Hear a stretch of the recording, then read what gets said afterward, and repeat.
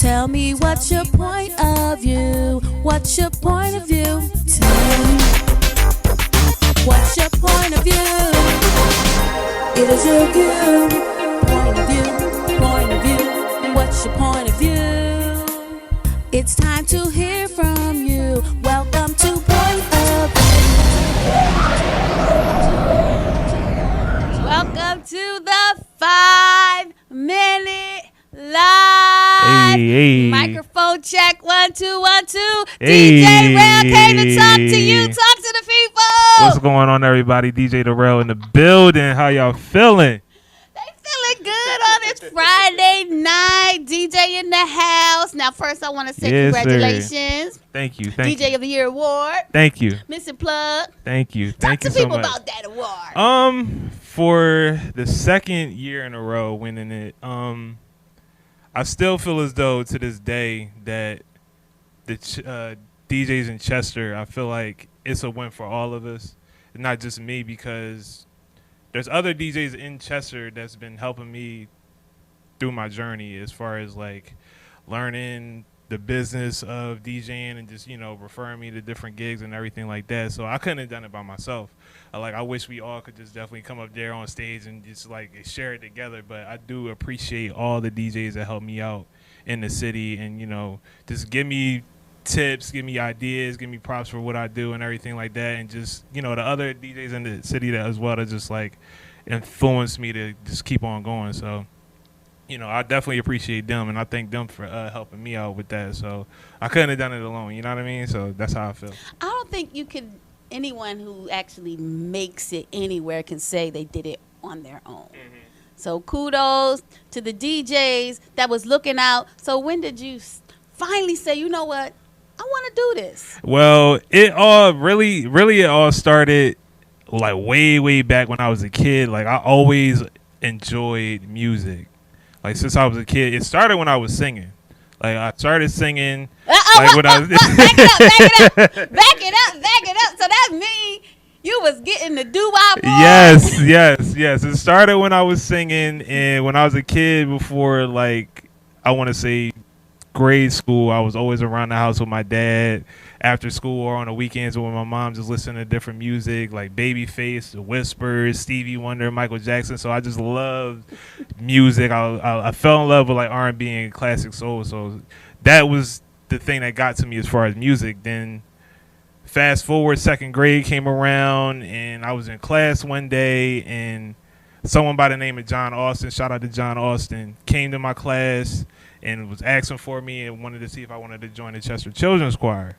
So I was in the Chester Children's Choir from second grade all the way to 12th. And I told myself I want to do something with music as far as, furthering my education after high school. And I looked at different colleges, looked at different schools. And at the time, I got into the Art Institute for audio production. So in the middle of that, I was, around different friends, just learning about different aspects of like production and stuff like that. So we were learning stuff about audio for TV, audio for radio, audio for music, of course. So in my time during college, I was around a couple friends, just learning different things as far as like production and then DJing. So one of my friends, Rebel Foster, that's a DJ now, he's been doing it longer than me. He's been doing it at 16. Shout out to him. And, I was around him for that influence and stuff like that. So that was like another aspect of audio that I was learning. And the crazy thing is what made me really get into it, and I explained this on my vlog a couple years ago, I wanted to go to Made in America. This was around the time the first one came out. The first Made in America came out. And I only had enough time to go see Jay-Z because one of my friends gave me a ticket. He's like, yo, I'm not going. So I give you my ticket so you could go check out the show. I'm like, all right, cool. So I got there early. I'm like, all right, so it's probably another act before Jay-Z, so I'm going to go check that out. And it was a DJ. It was an EDM DJ by the name of Skrillex. And just being in that atmosphere while he was doing what he was doing, I was sold. I was like, yo, this is something that I want to do. Like it tied into everything that I was already learning. So just being in that atmosphere and seeing like how the people were reacting, having a good time, even though it was like something outside of my element other than hip hop and R&B, I was like, yo, I need a DJ. So that kind of like gave me the kickstart, just learning music from the choir, learning what I was learning in school, that influence for Rebel Foster, and then actually going to that show, that got me started.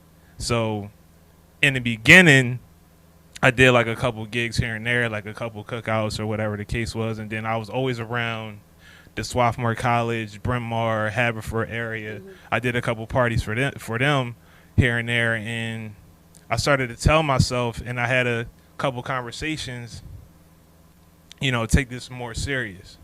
And you know, I didn't look back after that. After that, I didn't look back, and I definitely don't regret it. I enjoy it. I connected with so many people. Traveled, did, you know, different gigs in different states and everything like that. I actually went to London as well this past summer. So I saw yeah, so this was something amazing. Like I really, you know, really want to take this further, and just all the way up to this point, it's just. So it sounds like you had a great journey, and you still are moving forward. But there is a young DJ, a young Rel, sitting there. He hadn't got to the Jay-Z concert yet, but he's thinking about it. Right. So he's thinking about it. What, based on your experience, what will be one word or something that you've learned that you would share with that younger Rel? Definitely follow your dreams, follow your heart, follow your passion, and keep moving forward, because you never know who's watching, who's looking up to you, who's looking at you as far as inspiration. If you have something that you really want to do and you just want to go for it, don't hesitate. Don't worry about anybody's others' opinions or whatever the case is. Don't try to let anyone stop you. You know, if you really have a passion for something, go for it. So that's what I did, and I'm glad that I actually took that opportunity and took that step. Take them tickets. Yeah. Somebody get them tickets. Tickets. Yeah, like, you know what I mean? So you never, and then just go to different shows, go to different parties, go to different events, because you never know where your inspiration could come from. Because, you know, I was learning stuff about DJing, and I went to I was only just going to a show just to go check out one of my favorite rappers. And for me to actually go to that show at that time, you know, before he got on, and for me to see, you know, what I saw before then, that gave me that influence to actually, you know, take this a little bit further. So can come from exactly, it could come anywhere. So you never know. You never know what room, what setting, what environment can actually give you that push to like take you to the next level. So well, DJ Rel, I thank you for hanging out with me today, but I need everybody to know how to get in contact with you. Give them your information. All right, all social media, I am at DJ Deuxrelle. That's DJDEUXRELLE. That's on Facebook. That's on Instagram. That's on Twitter.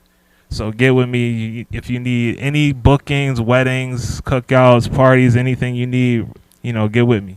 All right, y'all. Thank you for your time. That's our time. See you next time. It's all love. Take me back to where